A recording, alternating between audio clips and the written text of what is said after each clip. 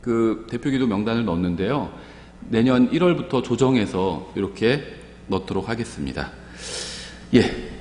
저희 계속해서 고린도전서 살펴보겠습니다. 오전 시간에 고린도전서 3장에서 한 부분을 보고요. 이제 오후 시간에 4장 앞부분을 보려고 합니다. 예, 고린도전서 3장 16절부터 23절까지 보겠습니다. 고린도전서 3장 16절부터 23절까지 보겠습니다. 고린도전서 3장 16절부터 23절 끝까지 제가 받들어 읽겠습니다. 너희가 하나님의 성전인 것과 하나님의 영께서 너희 안에 거하시는 것을 너희가 알지 못하느냐. 누구든지 하나님의 성전을 더럽히면 하나님께서 그를 멸하시리니. 멸하신다는 게 뭘까요? 예, 우리가 생각하는 그게 맞아요. 죽이시는 겁니다. 지금 이거 구원받은 사람이잖아요. 하나님의 성전이란 게. 그럼 하나님께서 구원받은 사람도 죽이신다는 거야? 예, 지옥에 보내진 않으셔요. 구원받았기 때문에. 죽이실 수는 있습니다. 생과 사를 주관하시는 분은 하나님이죠.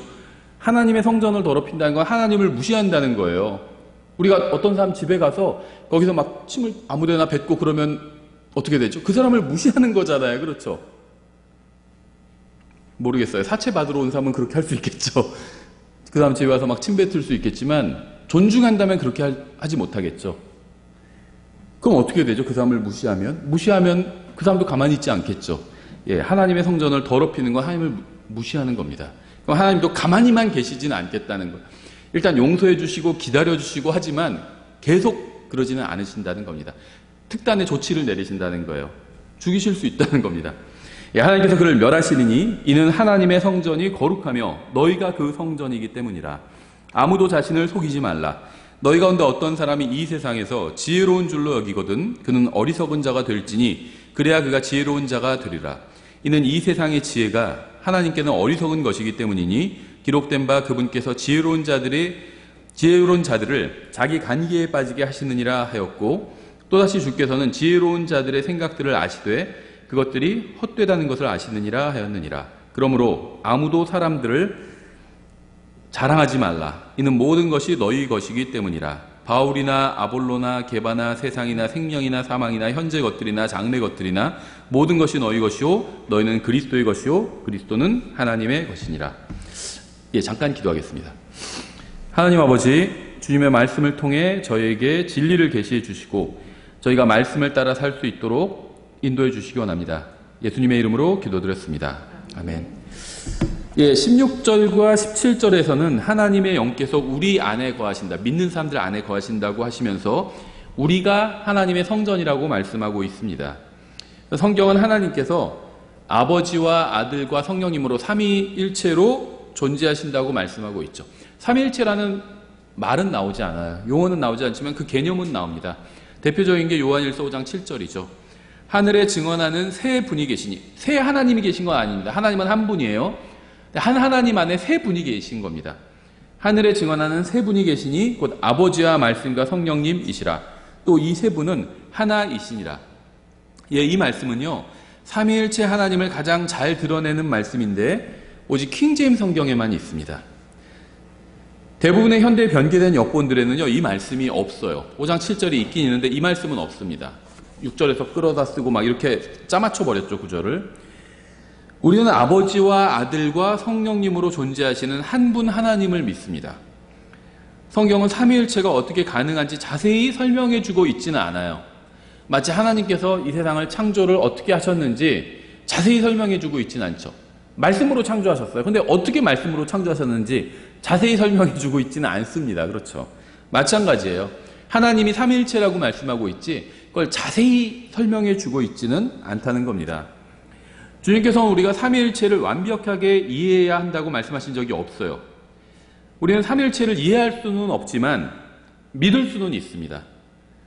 사실 우리는 삼위일체뿐 아니라 하나님에 관한 많은 것들을 이해할 수가 없어요. 삼위일체만 우리가 이해하지 못하는 게 아닙니다. 하나님의 속성에 대한 많은 걸 이해하지 못하고 있어요. 하지만 하나님을 믿고 있죠. 만일 제가 하나님에 관해서 완벽하게 이해한다면 하나님은 저보다 작은 존재일 겁니다. 그렇죠. 제가 우리 아이들은 이해하지만 아이들은 저를 다 이해하지 못할 때가 있거든요. 큰 존재는 작은 존재를 이해할 수 있어요. 근데 작은 존재는 큰 존재를 이해하지 못합니다. 나의 이해력을 넘어서는 존재예요, 하나님은. 오히려 내가 하나님을 다 이해할 수 있다면 그게 이상한 겁니다. 인간이 만든 신은 인간이 다 이해할 수 있어요. 그래서 어떻죠? 유치합니다. 수준이 낮아요. 그냥 인간 수준이에요. 그리스 로마 신화 보면 신들이 나오는데 다 수준이 굉장히 낮잖아요. 어디 가서 막 여자 뭐 하는 걸 훔쳐보고 있고 막 수준이 낮아요. 보통 훌륭한 사람보다 훨씬 더 수준이 낮습니다. 그리스 로마 신들이. 사람들이 만들어낸 신들이기 때문이에요. 그래서 완벽히 이해할 수 있어요. 그런 신들은. 하나님은 이해할 수 없다는 겁니다. 왜냐하면 우리보다 훨씬 더 크신 분이에요. 말씀하셔도 우리가 이해를 못해요. 아버지 하나님은 지금 어디 계실까요? 누가복음 11장에 나와 있는데요. 누가복음 11장 1절부터 2절 이렇게 되어 있습니다. 그분께서 어떤 곳에서 기도하시다가 마치심에 그분의 제자들 중에 하나가 그분께 이르되 주여 요한이 자기 제자들에게 가르쳐 준 것 같이 우리에게도 기도하는 것을 가르쳐 주소서 하니 그분께서 그들에게 이르시되 너희는 기도할 때 말하기를 하늘에 계신 우리 아버지여 아버지의 이름이 거룩히 여겨지게 하옵시며 아버지의 왕국이 임하옵시며 아버지의 뜻이 하늘에서 이루어진 것 같이 땅에서도 이루어지이다. 기도하는 방법을 알려주셨죠. 예수님께서는요 모든 것 안에 계신 아버지여 이렇게 말씀하지 않으셨습니다. 그러한 것은요 이교도들이 믿는 범신론이죠. 예수님께서는 하늘에 계신 우리 아버지여 이렇게 말씀하셨어요. 예수님에 의하면 아버지 하나님께서는 하늘에 계신 겁니다. 사도행전 7장에도 나와 있어요. 47절에 솔로몬이 그분을 위하여 한 집을 건축하였느니라. 그러나 지극히 높으신 이께서는 대언자가 말하는 바와 같이 손으로 만든 전들에 거하지 아니하시고 이르기를 주가 말하노라 하늘은 나의 왕자요 땅은 나의 발받침이라. 너희가 나를 위해 무슨 집을 짓고자 하느냐 혹은 내가 안식할 처소가 어떤 것이냐 이 모든 것을 내 손이 만들지 아니하였느냐 하였느니라. 하나님께서는 세상을 만드셨습니다. 하늘도 만드셨어요. 해와 달과 별들도 만드셨습니다. 강과 산과 들과 나무도 만드셨죠. 하지만 그것들 안에 거하고 계시지는 않습니다. 그러한 것들은 하나님의 창조물이지 하나님의 일부가 아니에요. 하나님께서는 하늘이라는 실제적인 장소에 거하고 계십니다. 아버지 하나님께서는 이 세상에 거하지 않으십니다. 이 세상엔 아버지 하나님이 안 계세요. 왜냐하면 아버지 하나님께서 계실 만한 장소가 없어요. 이 세상엔. 셋째 하늘에 있습니다. 예수님께서는 인간의 몸을 입고 이 세상에 오신 하나님이죠. 아들 하나님이죠. 그리고 십자가 위에서 죽으시고 무덤에 묻히셨다가 부활하신 후에 이 세상을 떠나서 셋째 하늘로 가셨습니다. 요한복음 16장 7절에 있죠. 그럼에도 불구하고 내가 너희에게 진실을 말하노니 내가 떠나가는 것이 너희에게 유익하니라. 내가 떠나가지 아니하면 위로자께서 너희에게 오지 아니하시리라. 그러나 내가 떠나면 내가 그분을 성령님이죠. 너희에게 보내리니 이렇게 말씀하고 있죠. 예수님께서는 부활하신 후에 많은 사람들에게 보이신 후에 올리브산 위에서 하늘로 올라가셨습니다. 우리는 예수님께서 이 세상에 재림하실 것을 믿고 또 소망 가운데 살고 있죠. 예수님은 지금 이 세상에는 계시지 않습니다. 아버지 하나님도 세상에 계시지 않고요. 아들 하나님도 세상에 계시지 않습니다. 고린도전서 12장 12절 이렇게 되어 있어요. 몸은 하나이며 많은 지체를 가지고 있고 그 한 몸의 모든 지체가 많아도 한 몸인 것 같이 그리스도도 그러하시니라. 우리가 유대인이나 이방인이나 매인자나 자유로운 자나 모두 한 성령에 의해 침례를 받아 한 몸 안으로 들어왔으며 모두가 마시게 되어 한 성령 안으로 들어왔느니라. 예수님을 믿는 순간 성령님께서 내 안에 들어오시죠. 그래서 나의 영을 다시 태어나게 해주십니다. 그렇죠? 그런데 그뿐만이 아니라 나도 성령님 안으로 들어간다는 겁니다. 성령님이 내 안에 들어오시고 나도 성령님 안으로 들어간다는 거예요. 로마서 8장 9절 그러나 너희 안에 하나님의 영께서 거하시면 너희가 육신 안에 있지 아니하고 성령 안에 있나니 이제 어떤 사람에게 그리스도의 영이 없으면 그는 그분의 사람이 아니니라. 예수님을 믿는 순간 구원받았다. 이 말을 다른 말로 하면요. 예수님을 믿는 순간 성령님을 받은 겁니다. 그래야 구원받은 거고 예수님의 사람이 되는 거예요. 개인의 생각이나 의견이나 종교적인 관점이 아닌 성경적으로 본다면 아버지 하나님께서는 하늘에 계시고요. 아들 하나님도 아버지 하나님 오른편에 앉아 계시죠. 오직 성령 하나님만이 믿고 구원받은 사람들의 몸 안에 거하고 계십니다. 성령 하나님께서 우리 믿는 사람들 가운데 계시기도 하지만 믿는 사람들 안에 계시다는 겁니다. 이 세상에서 하나님을 대변하는 가시적인 존재는요, 오직 구원받은 사람들밖에 없어요.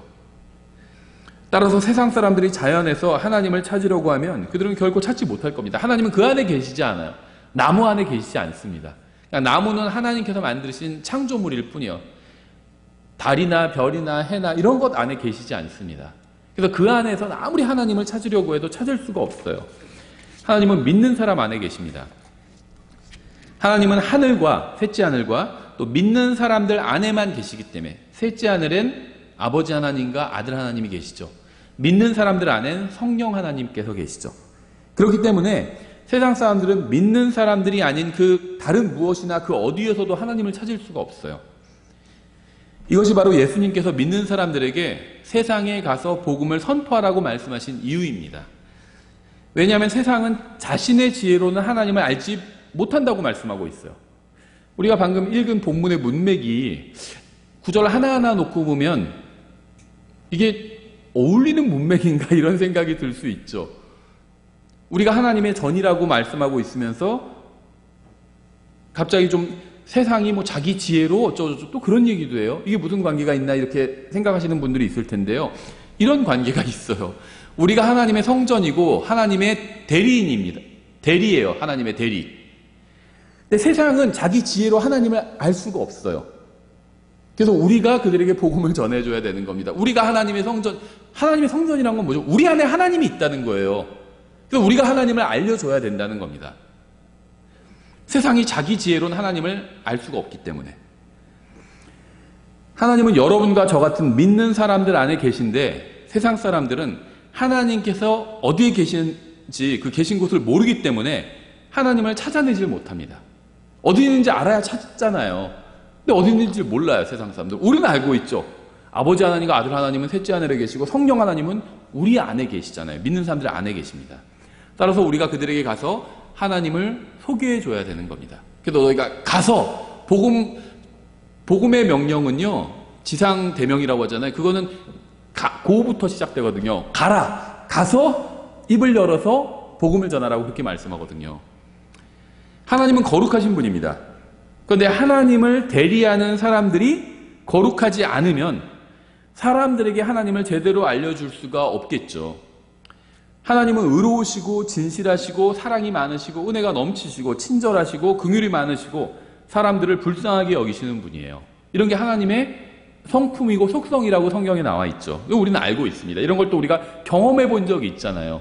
하나님은 의로우시고 또 은혜도 넘치시고 긍휼도 넘치시고 우리는 성경을 통해서도 알고 경험을 통해서도 압니다. 신앙생활 어느 정도 해보신 분들은.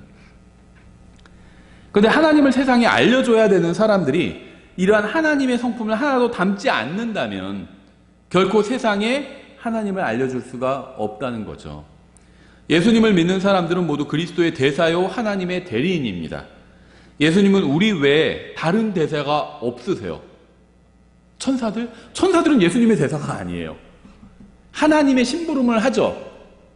하나님의 일꾼이에요, 천사들도. 근데 예수님의 대사는 아닙니다. 우리가 대사예요. 우리 외에 다른 대사를 갖고 계시지 않습니다, 예수님은. 비성경적인 기독교는요, 굉장히 해롭습니다. 세상 사람들과 똑같이 죄 가운데 거하면서 살면서 자신들이 하나님을 대리한다고 하는 개인과 교회가 세상에 넘쳐나기 때문에 많은 사람들이 하나님을 찾지 못하고 예수님을 만나지 못하고 있어요. 제가 여기서 말하는 비성경적인 기독교라는 건요, 거짓 교리를 믿는 기독교를 말하는 게 아니에요. 그것도 비성경적이긴 합니다. 거짓 교리, 예수님이 재림하시는데 예수님은 재림하지 않으신다. 이건 비성경적인 기독교죠. 그런 걸 가르치는 교회가 있다면 비성경적인 교회입니다. 하나님은 예수님을 구원자로 받아들이지 않은 사람들은 다 지옥에 보내시는다. 이렇게 성경은 말씀하고 있는데, 사실 예수님을 안 믿어도 지옥에 가지 않는 방법이 있다. 이렇게 가르친다면 그건 비성경적인 교회고 설교자고 비성경적인 기독교예요, 그건. 그런데 잘못된 교리를 가르치는 교회만 비성경적인 교회가 아니라는 겁니다. 잘못된 삶을 사는 그리스도인도요, 비성경적인 그리스도인이요. 그런 실행을 비성경적인 기독교라고 볼 수 있습니다. 잘못된 삶을 살아도 괜찮다. 예를 들면요, 하나님께 헌금하기 위해서 어디 가서 사기쳐도 헌금이란 좋은 목적이 있으니까 괜찮다. 그게 비성경적인 기독교라는 겁니다. 그렇게 얘기하는 사람 다 구원받지 못했다, 이런 얘기가 아니에요. 구원은 쉬워요.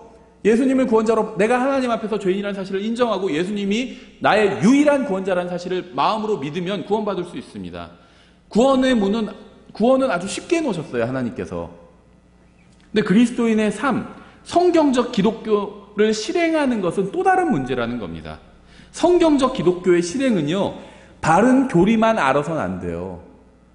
자기 알고 있는 바른 교리를 실행해야 됩니다. 정직하게 살아야 된다. 그렇게 알기만 해서는 안 된다는 거예요. 그럼 성경적 기독교가 보이지 않아요. 실제로 정직하게 살아야 돼요. 근데 안타까운 것은 대부분의 그리스도인들이 거기에 실패하고 있다는 겁니다. 그래서 비성경적인 기독교를 실행하고 있어요. 그 결과 세상은 그리스도의 대사로부터 그리스도를 보지 못하게 된다는 겁니다. 그리스도의 대사라고 하는 사람들, 우리가 예수님의 말씀대로, 하나님의 말씀대로 살지 않으니까 세상은 알 수가 없는 거예요. 예를 들면 이 세상에서 우리는 하나님께서 거하시는 집이잖아요. 우리가 하나님 믿는 사람들은요, 하나님께서 거하시는 집, 처소, 성전이에요. 그렇죠? 빌 게이츠가 사는 집이라고 하는데 보니까 초라해요. 막 나 빌 게이츠 집에 가봤어. 친구한테 그래요. 네가 어떻게 가봤어? 그러니까 내가 너도 데려다 줄게 하고 가는데 어디 지하 방에 들어가가지고 단칸방에 들어가서 막 벽에 곰팡이가 잔뜩 낀데 들어가면 그걸 누가 믿겠어요? 여기서 빌 게이츠가 산다고? 농담으로 여기겠죠. 그렇지 않아요? 나는 그 이재용 회장님이랑 친해. 나 집에 가본 적이 있어. 너도 데리고 갈 수 있어. 그래서 데리고 갔더니 어디 지하 단칸방으로 데리고 가요. 그럼 그걸 누가 믿겠어요? 우리가 그러고 있다는 거예요. 우리가. 하나님께서 우리 안에 거하시면 거기에 맞는 삶을 살아야 된다는 겁니다. 거룩하고 의롭고, 그렇죠, 선하고. 근데 전혀 그렇지 못해. 하나님이 아니라 무슨 거지가 사는 그런 집을 우리는 보여주고 있다는 겁니다. 이게 비성경적인 기독교라는 거예요. 이것이 복음 전도를 망치고 있다는 겁니다. 세상은요, 원숭이나 토마토 안에서 하나님을 발견하지 못하죠. 원숭이 연구와, 거기는 하나님이 없어요. 하나님의 형상이 아니잖아요, 원숭이는. 하나님의 창조물이긴 한데 하나님의 형상은 아니에요. 토마토도 마찬가지고. 근데 그것과 똑같이 기독교인들의 삶에서 하나님을 발견하지 못하고 있어요. 우리는 하나님께서는 이 세상에서 오직 믿는 사람들 안에만 거하신다는 사실을 항상 기억하고 하나님의 성전에 어울리는 삶을 살아야 됩니다. 화려하지 않아도 돼요. 깨끗해야 됩니다. 의롭고 선해야 돼. 세상 사람들이요, 교회에 기대하는 것이 막 의리의리한 교회를 기대하지 않아요. 그렇지 않나요? 오히려 그런 걸 보면 비난해요. 교회가 무슨 다 대리석으로 져가지고 막 의리의리하게 짓고 막 세상 법 같은 것도 막 어떻게 돈 먹이고 통과해가지고 지으면 안 되는 곳까지 침범해서 다 짓고, 크게 교회를 크고 의리하고 화려하게 지었다고 해서 세상 사람들이 감동받지 않죠. 선하고 의로운 삶에 감동받아요. 이 사람들은 다르구나. 자기들 안에 하나님이 거하신다고 그러고 자기들은 하나님 앞에서 회개 보고를 하는 삶을 살아야 된다고 주장하더니 정말 그렇게 사는구나. 거기에 감동하지, 크고 의리의리한 그런 거에 감동하지 않아. 오히려 비난합니다. 그런 거 보면. 고린도서 6장 17절 이렇게 되어 있어요. 그러나 주와 결합하는 자는 한 영이니라. 우리는 주님과 결합해서 주님과 한 영이 되었습니다. 우리는 주님 안에 있고 주님은 우리 안에 계십니다. 그게 한 영이 되었기 때문에 이게 가능한 거예요. 예수님을 믿는 순간 예수님이 내 안에 들어가 계시죠. 근데 아까 우리가 읽은 것처럼 또 우리가 성령 안으로 들어가잖아요. 어떻게 그게 가능할까요? 결합할 때만 가능합니다. 딱 결합해서 일치해버렸어요. 그래서 내가 하나님 안에 있고 하나님이 내 안에 계신 겁니다. 결합해서 하나가 되었기 때문에. 음행을 피하라. 사람이 행하는 모든 죄는 몸 밖에 있거니와 음행하는 자는 자기 몸에 죄를 짓느니라. 도대체 무슨 말이냐? 너희 몸이 너희가 하나님께서 받은 바 너희 안에 계신 성령님의 전인 줄 너희가 알지 못하느냐? 너희는 너희 자신의 것이 아니니라. 구원받은 사람은 모든 죄를 용서받았기 때문에 무엇이든 할 수 있는 자유가 있다고 생각하는 사람들이 있지만 성경은 그렇게 말씀하신 적이 없습니다. 우리 죄값을 다 예수님께서 십자가에서 갚아주셨잖아요. 그래서 이제 마음대로 살아도 된다. 죄 짓고 살아도 된다. 그래도 지옥에 가지 않는다. 그렇게 말씀하신 적이 없다는 거예요. 그건 지옥에 가지 않는 건 사실이에요. 무슨 일이 있어도. 그렇다고 해서 마음대로 죄 짓고 살아도 된다는 건 사실이 아닌 겁니다. 상황과 환경이 방해가 되지 않으면 주님께서 허락하신 일이고 해도 된다고 생각하는 사람들도 있지만 성경은 그렇게 말씀하신 적이 없어요. 이게 대단히 위험한 생각이에요. 어떤 분들, 저도 그랬어요. 이것이 맞다면 하나님 이 상황을 열어주시고 환경을 열어주십시오. 그럼 하나님의 뜻으로 알겠습니다. 이렇게 생각해요. 근데 그건 하나님의 뜻과는 거의 관계가 없습니다. 구약 성경에 비슷한 게 나오죠. 그래서 자꾸 그런 방법을 쓰는데 그건 하나님께서 정하신 방법이 아니에요. 하나님께서 정하신 방법은 뭐죠? 신약의 그리스도인들에게 직접적으로 말씀해주고 있어요. 성경에서 무엇이 하나님의 뜻인지 말씀해주고 있어요. 뭐 디테일한 건 없는 것 같은데 디테일한 게 없는 경우에는요. 원칙을 제시해주고 있어요. 원칙을. 거룩하게, 선하게. 그러면 그게 거기에 해당되면 되는 겁니다. 성경에서 직접적으로 말씀하는 거 있죠. 복음을 내가 저 사람한테 복음 전해야 되나 말아야 되나. 복음 전하는 게 하나님의 뜻이에요. 그건 그렇죠. 근데 그런 것 직접적으로 성경에 나와 있는 것 외에 디테일하게 안 나와 있는 것들도 있어요. 시대와 문화마다 다른 것들이 있잖아요. 그런 건 간단해요.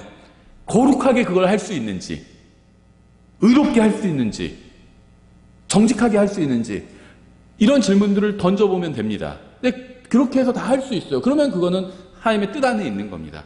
근데 거룩하고 정직하고 의롭게 하려는 못해요, 도저히. 그러면 그건 하나님의 뜻이 아니에요. 기준은 어렵지 않다는 겁니다.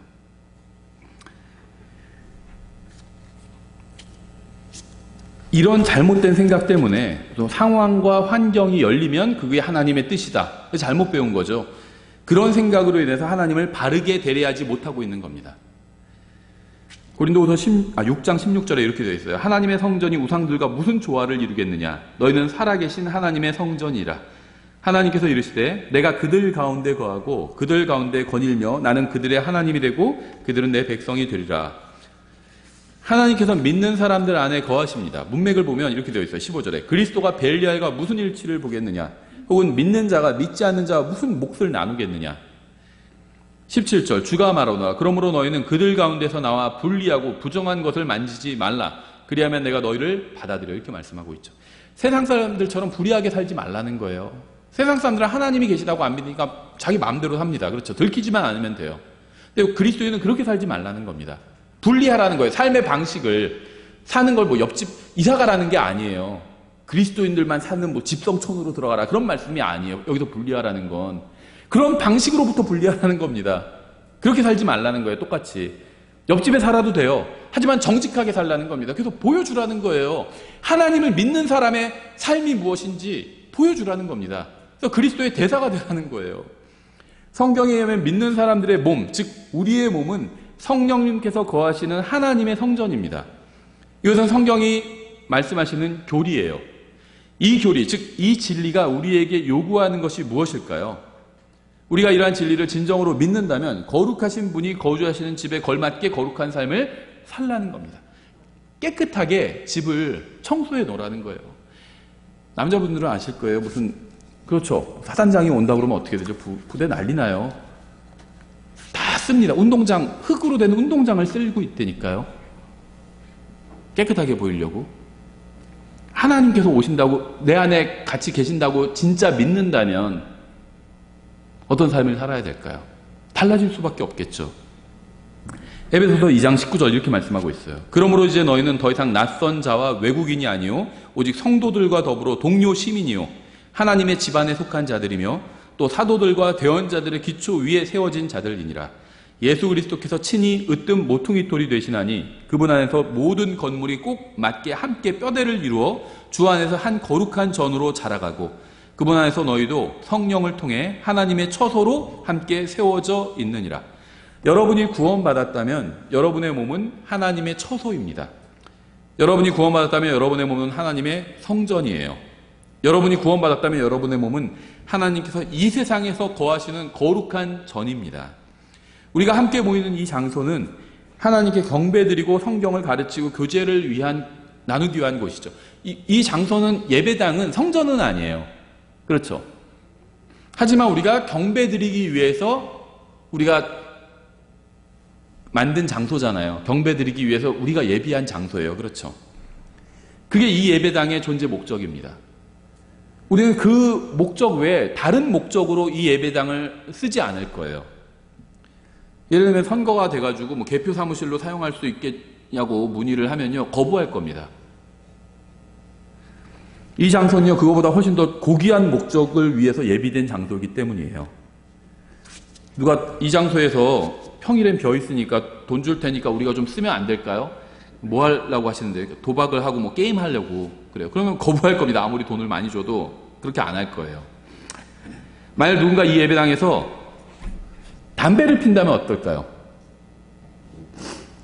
그럼 여러분은 적절하지 않은 행동이라고 생각하고 가서 얘기를 하겠죠. 예를 들면 교회 처음 온 사람이 담배를 딱 피고 있으면 가만히 그걸 두고 보지는 않으시겠죠. 가서 얘기하시겠죠.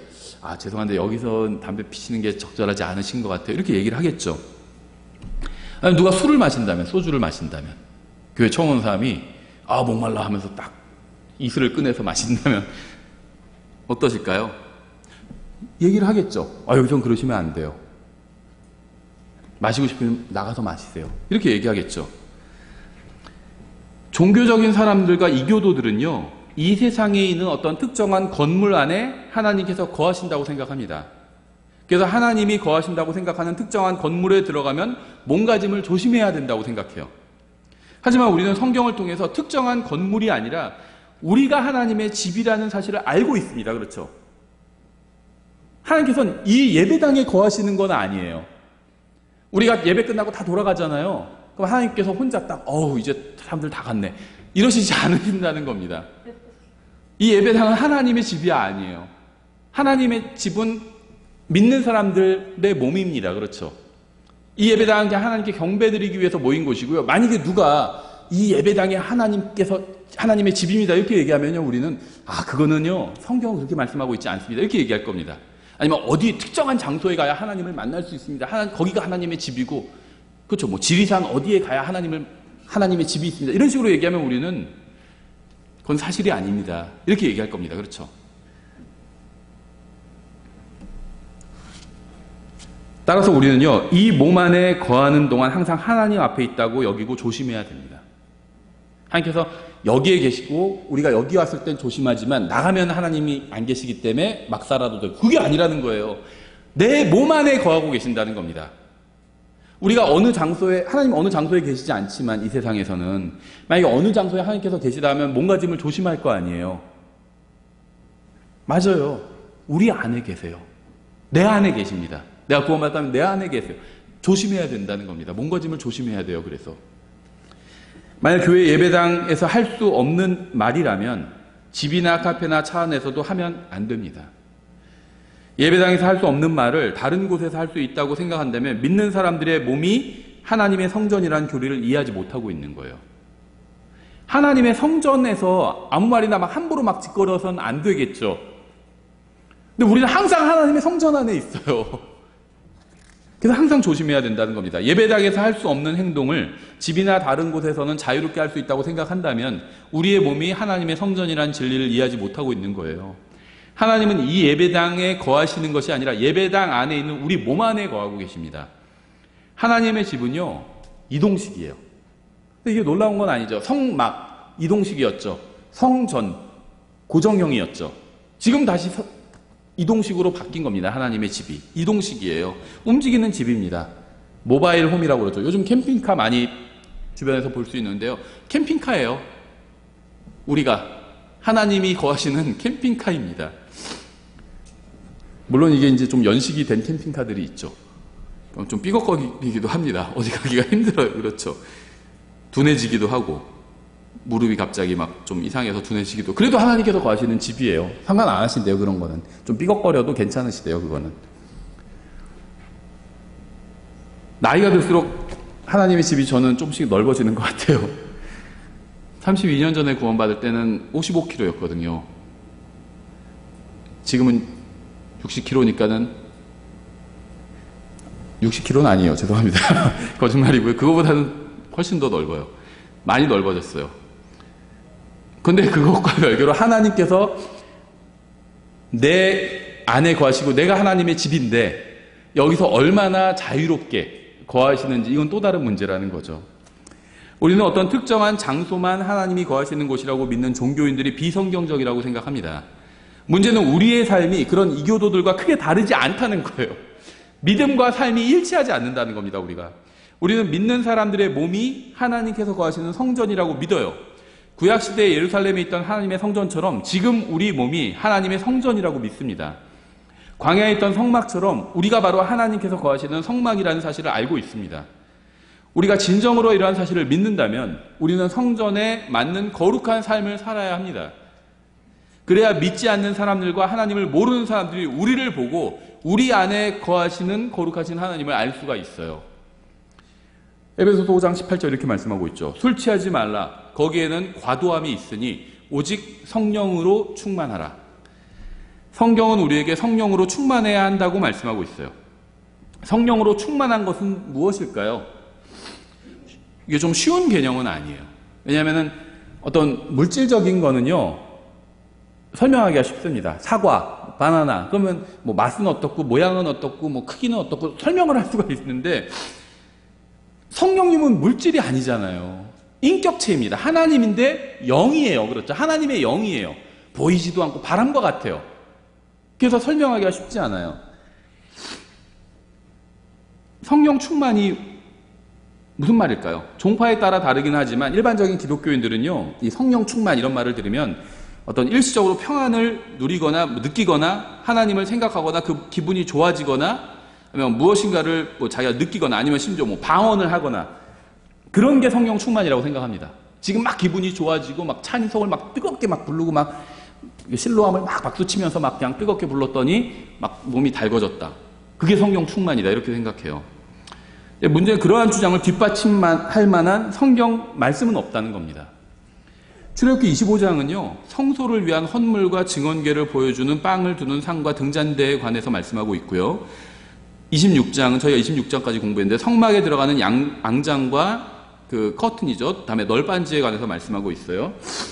우리도 여기 공사할 때 널빤지 많이 들어갔거든요. 27장은 제단에 관해서 말씀하고 28장은 제사장 의복에 관해 말씀합니다. 29장은 헌물에 관해서 말씀하고요. 30장은 제단과 대속물과 물두멍, 기름, 향 이런 것들에 관해서 말씀합니다. 36장은 성막의 제작에 관해서, 37장은 증언궤의 제작에 관해서 말씀하고요. 38장은 제단과 물두멍의 제작에 관해서 말씀하고 39장은 제사장의 의복에 관해서 또 말씀하고 있어요. 제가 지금 말한 출애굽기의 이 장들은요, 사람들이 매우 지루하게 여기는 장들이에요. 어렵습니다. 왜냐하면 있는 그대로 쭉 설명해요. 그리고 이거 강의하기도 쉽지가 않아요. 하지만 하나님께서는요, 이 장들에서 성막을 어떻게 만들어야 하는지 매우 상세하게 말씀하셨습니다. 뭔가 하나님은 굉장히 관심이 집중되어 있다는 거예요. 난 지루한데 이 사람 막 열심히 막 얘기하고 있어요. 그러면은 이 사람은 지루하지 않은 거죠, 지금. 하나님께서 이 장들을 통해서 하나님께서 원하시는 것이 무엇인지 구체적으로 말씀하셨습니다. 몇 센치, 예를 들면 다 구체적으로 말씀하셨어요. 우리는 이렇게 성경에서 지루한 부분보다는 주님께서 무슨 원수줄을 벌을 주시거나 아니면 물이 피가 되게 하는 기적을 행하시거나 이런 걸 보고 싶어 합니다. 우리는 홍해를 건너는 기적을 체험하고 싶지 하나님께서 무엇인가를 만들라고 하시는 것에 순종하고 싶진 않아요. 지금 이 출애굽기에서 열 몇 장에 걸쳐서 계속 무엇을 만들어라, 성막을 만드는데 그 안에 들어가는 증언궤는 어떻게, 증언궤가 나무 박스예요. 나무 상자예요. 그 성막 기둥은 어떻게 하고 널빤지는 어떻게 하고 거기 거는 커튼은 어떻게 만들고 이런 거에 대한 설명이 지금 열 몇 장에 걸쳐서 이루어지고 있어요. 재미가 없어요. 그렇죠? 우리가 원하는 건 화끈한 하늘에서 불이 떨어져서 번제를 태우고 홍해를 건너고 이런 걸 우린 체험하고 싶어요. 그렇죠? 내 삶에서도 홍해를 건너고 기적이 일어나고 로또에 당첨되고 이런 걸 원해요. 근데 하나님께서 하시는 말씀은 뭘 자꾸 만들래요. 거기서 하나님께서 너와 만날 테니까 거기 거할 테니까 만들래요. 근데 그리스도의 삶도 마찬가지인 것 같아요. 성전을 우리가 에베소서에서 처소로 지어져 가고 있다고 그러잖아요. 하나님께서 여기 거하실 거니까 이걸 예쁘게 꾸미고 만들래요. 근데 이건 되게 지루해요. 근데 하나님은 굉장히 관심을 두고 보고 계세요. 창조에 대해서 2장에 걸쳐서 창세기 1장, 2장 말씀하셨어요. 그런데 하나님께서 거하시는 집에 대해서는 열 몇 장에 걸쳐서 설명하고 계세요. 그러니까 하나님이 뭘 관심을 두고 계신지 볼 수 있죠. 하나님은요, 우리 안에 거하시는 것. 근데 우리가 하나님께서 편하게 지내실 수 있도록 우리를 가꿔야 돼요. 그거에 관심을 두고 계신 겁니다. 근데 이게 우리는 지루해요. 거짓말하고 그러면 더 재밌는데 거짓말하지 말래요. 그러니까 우린 지루해요. 싫어요. 정직하고 의롭게 살아야 돼요. 우린 지루해요. 그리고 막 집도 깨끗이 닦아야 돼요. 뭘로 닦죠? 말씀의 물로 닦아야 돼요. 지루해요, 우리는. 그걸 해야 된다는 겁니다. 그래야 성령 충만할 수 있는 거예요. 우리가 하나님의 집이에요.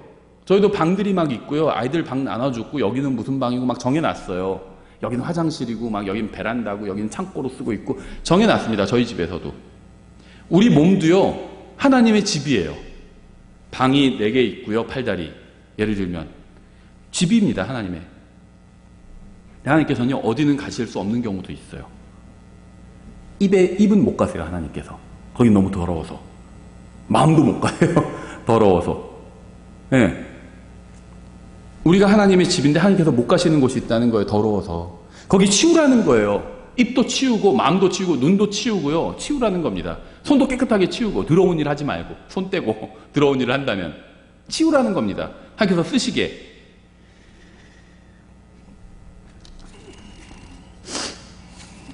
우리는 하나님께서 움직이시고 일하시는 것을 보고 싶지 지루하고 재미없어 보이는 성경 교리나 배우고 싶지는 않습니다. 감정이 뜨거워지고 마음이 후련해지는 무슨 뭐 찬양 집회 같은 거 이런 게 좋지 우리가 세상에서 어떻게 살아야 하는지에 관한 말씀을 배우고 싶지는 않아요. 대부분의 기독교인들이 다 그렇습니다. 출애굽기 40장 33절 이렇게 되어 있어요. 그가 또 성막과 제단 주위에 들어가며 뜰을 세우고 뜰 문에 현수막을 다니라. 모세가 이와 같이 일을 끝마치니라.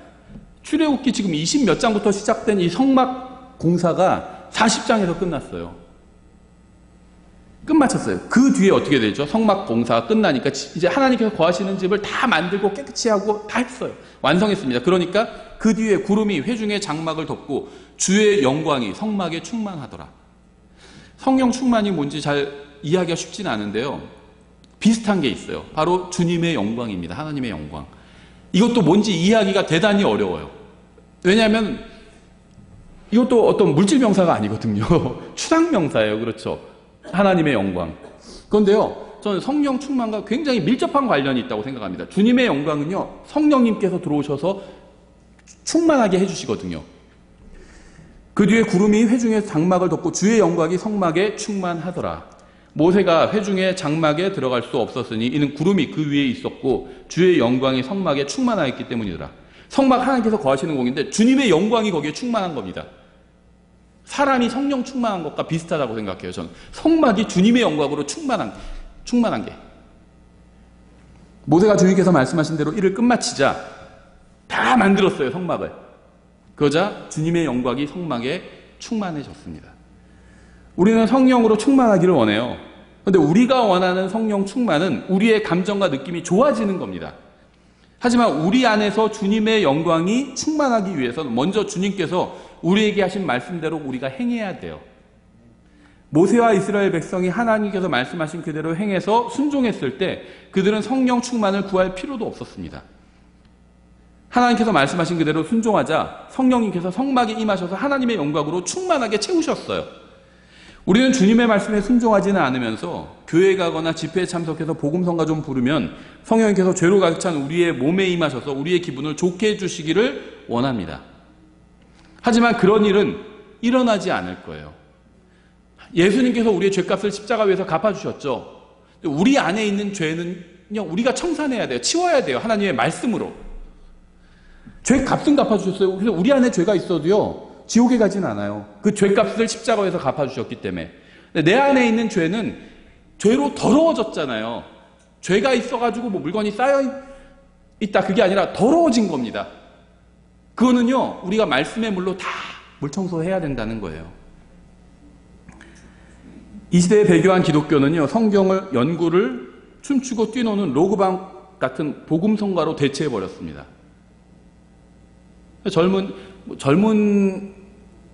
저도 젊은데 젊다고 하니까 좀 이상한데요. 젊은 사람들이 교회에 별로 없어요. 그나마 있는 사람들도 다 이런 거에 혹해서 모인 사람들이에요. 막 경배와 찬양 막 뛰노면서 막 주님 막 사랑해요 하고 막 그럴 때 사랑하는 것 같죠. 이런 걸로 대체해버린 거예요. 하나님의 말씀에는 순종하지도 않으면서 뭔지도 모르고 순종도 안 해요.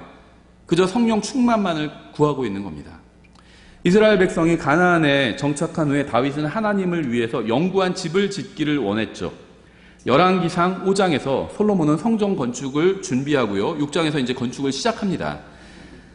8장 10절에 이렇게 되어 있어요. 제사장들이 성소에서 나올 때 구름이 주의 집에 가득하였으므로 이에 제사장들이 그 구름으로 인하여 능히 서서 섬기지 못하였으니 이는 주의 영광이 주의 집에 가득하였기 때문이더라. 구약 성경에서는 하나님께서 거하시는 두 집이 나오죠. 하나는 성막이고 다른 하나는 성전입니다.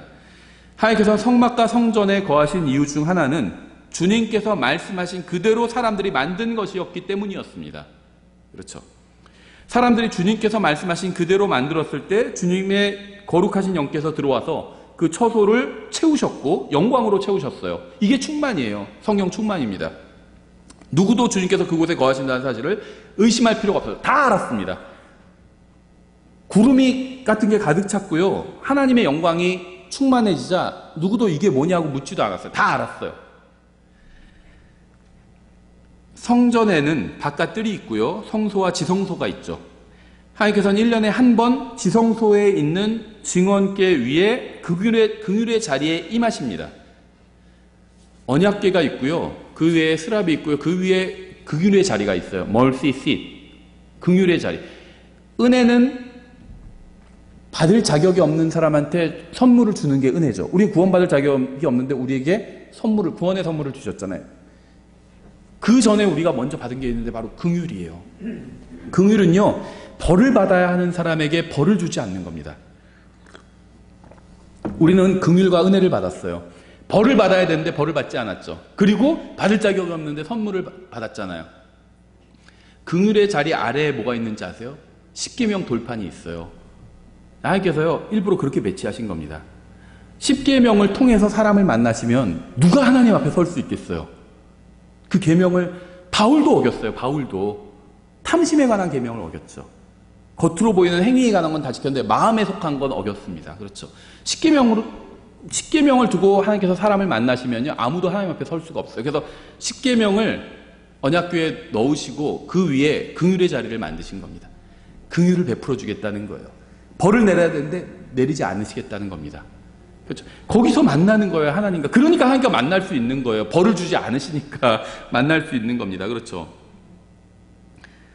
대제사장 단 한 사람만이 주님께서 말씀하신 대로 차려입고 행한 후에 정해진 헌물을 드리고 지성소 안으로 들어갈 수가 있었습니다. 하나님께서 다 정하신 대로 해야 돼요. 대제사장은 정하신 의복을 입고 정하신 헌물을 가지고 정하신 방법대로 정하신 날에 들어가야만 했습니다. 대제사장을 제외하고는 세상 누구도 지성소 안에서 일어나는 일을 볼 수가 없었습니다. 그렇죠. 지성소에 사용된 나무의 종류나 앙장의 색깔이 왜 중요한 걸까요? 제가 아까 얘기한 출애굽기 20몇 장부터 시작해서 다 이런 거 얘기해요. 크기가 얼마고 무슨 고리를 어디에 달고 색깔은 뭐고 막 이런 거 얘기합니다. 이런 게 왜 중요할까요? 그거 보는 사람이 지성소 안에 있는 건요, 대제사장 한 사람만 봐요. 근데 그게 왜 중요하죠? 대제사장을 제외하고는 세상 누구도 볼 수 없지만 하나님께서 보시기 때문에 중요한 겁니다. 성소를 어떻게 꾸며야 되는지 말씀해 주신 거예요. 그대로 꾸미라는 겁니다. 네 생각대로 꾸미지 말고. 우리 안에 하나님께서 거하고 계시고요. 성소가 있어요. 그거를 우리 생각대로 꾸미지 말라는 겁니다. 하나님께서 말씀하신 대로 꾸미라는 거예요. 그걸 보는 사람은요, 하나님과 나뿐이 없어요. 지성소를 안에 들어간 사람은 하나님과 대제사장뿐이 없습니다. 그래도 중요해요. 내 내면을 하나님께서 거하시기에 흡족할 만한 공간으로 꾸미라는 겁니다. 그걸 본 사람은 나와 하나님밖에 없어요. 하나님께서 말씀하신 그대로 행하는 태도만이 성령님으로 충만한 결과를 가져올 수가 있습니다. 아무도 제한을 볼 수 없어요. 제가 진짜 좋아하는 것이 무엇이고 원하는 것이 무엇인지 아무도 알 수 없습니다. 제가 혼자 있을 때 무엇을 행하는지 아무도 알 수 없어요. 우리에게 최고의 설교자가 있고 우리가 가장 좋은 성경 공부와 예배를 드린다 해도 우리가 주님께서 말씀하신 대로 주님의 거처를 만들지 않는다면 주님의 거룩한 영께서는 우리 안에 하나님의 영광으로 채워주지 않으신다는 겁니다. 하나님의 영광으로 채워지지 않으면 그건 껍데기예요. 아무리 바른 성경을 가지고 있어도 하나님의 영광으로 채워지지 않는다면 그건 껍데기에 불과합니다. 이스라엘 백성이 배교에서 하나님께로부터 떠나자 하나님께서도 성전에서 떠나셔서 어떻게 됐죠? 성전이 황폐한 곳이 되었어요. 하나님께서 계시지 않는다면 성전이 무슨 의미가 있어요?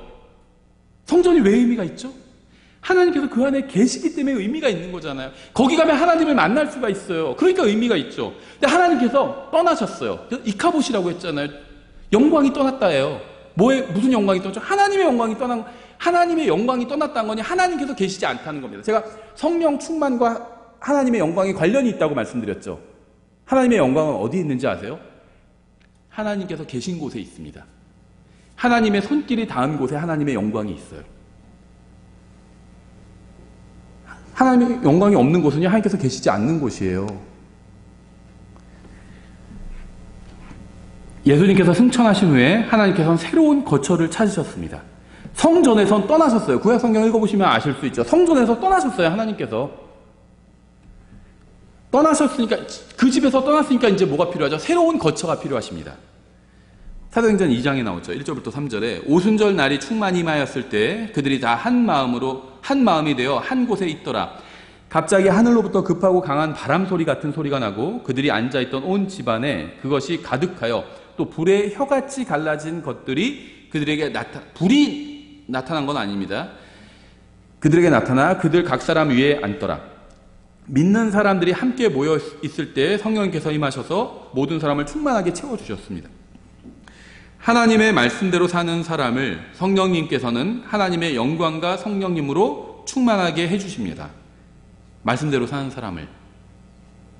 말씀대로 막 성막을 만들면 주님께서 그 다음에 영광으로 채워주시는 것처럼 하나님의 말씀대로 그대로 행하는 사람, 내 내면을 하나님의 말씀대로 가꾸는 거예요. 그럼 성령님께서 오셔서 영광으로 충만히 채워주신다는 겁니다. 하나님의 말씀에 순종하지 않는 사람을 성령님께서 하나님의 영광으로 충만하게 해주지 않으십니다. 성령님께 순종하지 않으면 성령님께서 믿는 사람 안에 거하시기는 하지만 충만하게 거하지는 않으신다는 겁니다. 믿는 사람이 자신의 모든 부분을 성령님께 내어드려야만 성령님께서는 믿는 사람의 모든 부분을 채우실 수가 있는, 가득 찬 게 충만이잖아요. 근데 내가 하나님 말씀대로 살지 않아요. 그럼 내 안에 거하시긴 하십니다. 내가 구원받았다면 내 안에 거하시긴 하지만 가득 차 계시지는 않는다는 거예요. 한쪽에 그냥 웅크리고 계시다는 겁니다. 주님께서는요, 믿는 사람 안에 들어와 계십니다. 하지만 믿는 사람이 죄로 더러워지면 그 안에 모든 곳에 충만하게 계실 수가 없어요. 주님께서는 죄로 더러워지면 말씀으로 깨끗이 청소하기를 원하십니다. 그래서 우리가 계속 성경 읽기랑 말씀을 알고 막 이런 걸 강조하는 거예요. 우리가 죄로 더러워진 우리 자신을 말씀으로 청소하면 주님께서는 청소가 되어 깨끗한 곳에도 가실 겁니다. 우리가 우리 몸의 모든 부분과 우리 인생의 모든 부분을 말씀으로 깨끗하게 씻어내고 청소하면요, 주님께서는 우리의 모든 부분을 성령님으로 충만하게 채워주실 거예요. 입이 들어와서 입에 가지 않으셨다가 이제는 입에도 가실 겁니다. 그럼 어떻게 되죠? 하나님의 말씀 같은 그런 말을 우리가 사람들에게 하게 되고 사람들을 든든하게 세워줄 수 있게 되는 거예요. 우리 인생의 모든 부분을 하나님의 영광으로 주님께서 채워주실 거예요. 우리가 우리 인생의 모든 부분을 말씀으로 다 깨끗하게 씻어내면. 성경에 의하면 하나님께서 이 세상에서 거하시는 세 곳이 있죠. 주님께서 이 세 곳을 성령으로 충만하게 하셨습니다.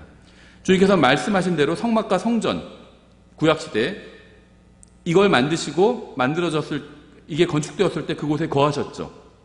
그리고 믿는 사람이 말씀을 믿고 신뢰해서 말씀대로 살고자 했을 때 믿는 사람을 성령으로 충만하게 해주셨고, 또 믿는 사람들이 한 마음이 되었을 때 역시 믿는 사람들의 무리를 성령으로 충만하게 해주셨습니다. 고린도전서 1장의 주제는 믿는 사람들 간의 분열과 다툼이었고요. 근데 사실 1장뿐 아니라 2장, 3장, 4장의 주제도 다 분열과 다툼이에요. 사도행전 1장에서 120명의 믿는 사람들이 모여서 회의를 했지만 누가 유다를 대신할지 정하지 못했죠. 1장과 2장이 분위기가 달라지는 거 아세요? 사도행전 1장에서 예수님께서 승천하시고 나서 어떤 분위기가 있고요, 믿는 사람들 가운데.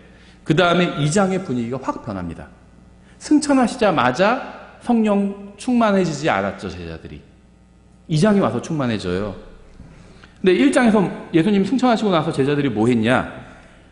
누가 유다의 자리를 대신할 건지 그거를 정하려고 했는데 정하지 못했어요. 그렇죠? 사람들의 의견이 팽배하게 대립하고 나뉘자 그들은 결국 제비를 뽑을 수밖에 없어요. 제비 뽑기가 대단한 게 아니에요. 이게 성경적인 방법이 아닙니다. 제비 뽑기는. 제비 뽑았다는 건 뭐죠? 서로 의견 대립이 있었다는 거예요. 그렇죠? 제비를 뽑았다는 건요, 의견이 완전히 반으로 갈려서 결정을 내리지 못했다는 것을 의미합니다. 투표도 못했어요. 투표도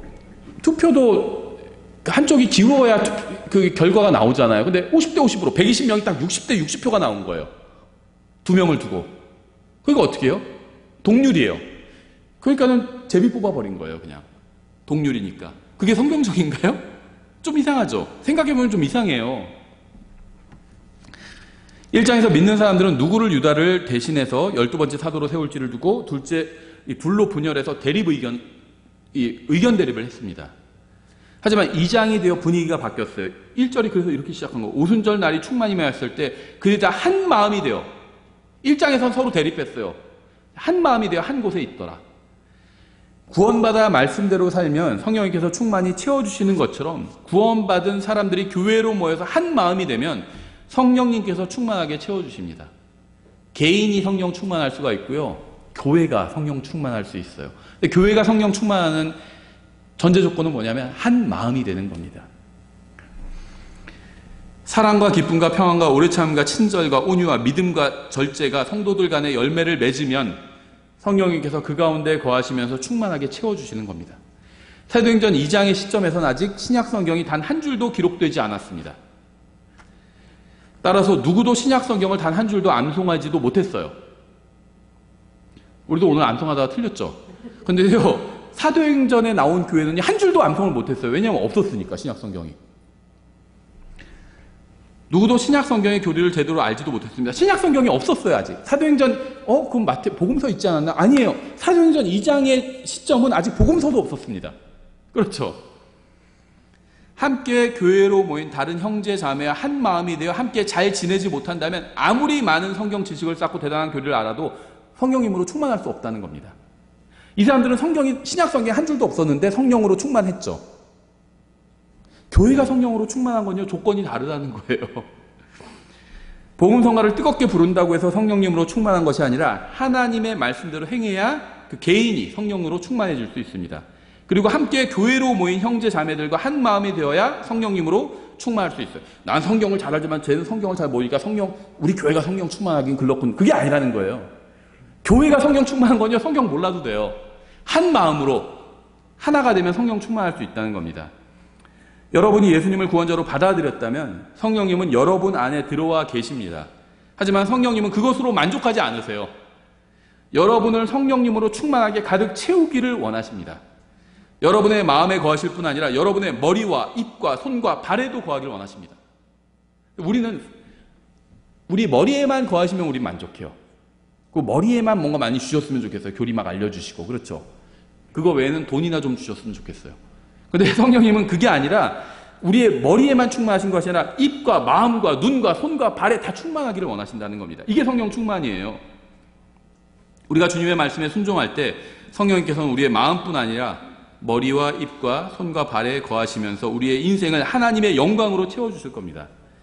우리의 기분이 좋아지는 것이 성령 충만이 아니라 우리가 주님의 말씀에 우리의 인생을 내어 맡길 때, 우리가 주님의 기분을 좋게 할 때, 어때 기분이 좋죠? 부모님은? 자녀들이 말씀하신 부모가 말한 대로 그대로 순종할 때 기분이 좋아요. 그때 우리가 성령 충만해졌을 때 우리의 기분이 좋아지는 것이 아니라 하나님의 기분이 좋아질 때 우리가 성령 충만해질 수 있다는 거예요. 근데 하나님의 기분이 좋아질 때는 우리가 말씀에 순종할 때입니다. 그럼 기분이 좋아져요. 하나님께서는. 기도하겠습니다. 하나님 아버지, 주님의 말씀의 빛으로 우리 자신을 제대로 볼 수 있게 도와주시기 원합니다. 저희 안에 성령님께서 충만하게 거하시기 원합니다. 저의 마음에 계신 것처럼 저의 손과 발과 입술에도 거하시기를 원합니다. 저의 말과 행실과 인생이 하나님의 영광으로 가득 차기를 원합니다. 예수님의 이름으로 기도드렸습니다. 아멘.